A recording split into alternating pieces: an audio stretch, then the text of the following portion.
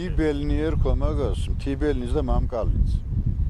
ეხლა მე რომ მერგო სასოფლოში ეს და მაქვს კიდევ სხვა, ან თუნდაც სხვა არ მქონდა ეს მაქვს, მარტო ვერვერები არ მცალე დრო რაღაცა მიშლის ხელს. და თან რა იყო? სამშაბათი, ოთხშაბათი და ხუთშაბათი 3 დღე იყო ხონეს მუშაობისა თავიდან.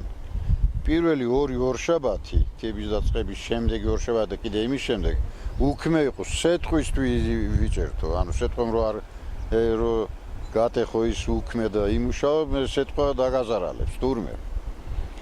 და მე უკვე ორშაბათთან ხუთშაბათის ჩათვლი და შაბათ კვირა თავისთავად და შაბათიც უქმედ იყო გამოცხადებული, იმიტომ რომ შენ საქმეზე კი არ უნდა გასულიყავი ვიღაცას მთიბელი ან მამკალი ხავს და იქ უნდა წასულიყავი ოჯახიდან ერთი ადამიანი. თუ რამდენიმე იყო ერთ წავიდოდი და დანარჩენ თავის საქმეზე მიდიოდა რა. თუნდ კვირა მაინც უქმე იყო. და მაგ უქმებსაც წილის ხით ვანაწილებდით.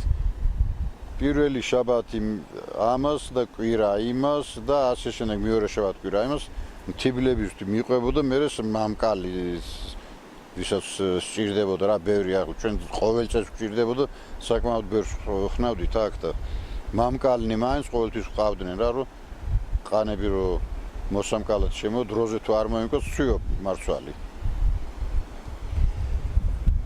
და მაგ მთიბელ მამკალშიც ვერ დააკლდებოდი ადამიანს თუ არ მე შენ დაგჭირდებოდა ამ ოჯახიდან არ წამოვიდოდნენ შენ დასახმარებლად. ეგეთი წესი იყო და ძალიან მკაცრად დასული ყველაფერი სასოფლო საქმე და მთიბელ მამკალი და რამე ვერც ვერაული ვერავითარ შემთხვევაში თუ რამე ავადმყოფობა ან ისეთი არ გიშლიდა რა.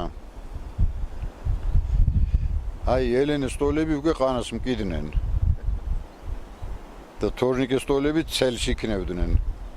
ანუ პატარავიდანვე გვაჩვევდნენ მუშაობს.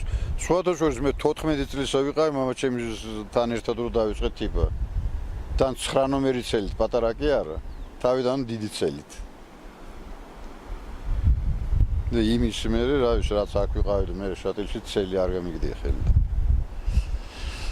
ეგრე ცხოვრობდით.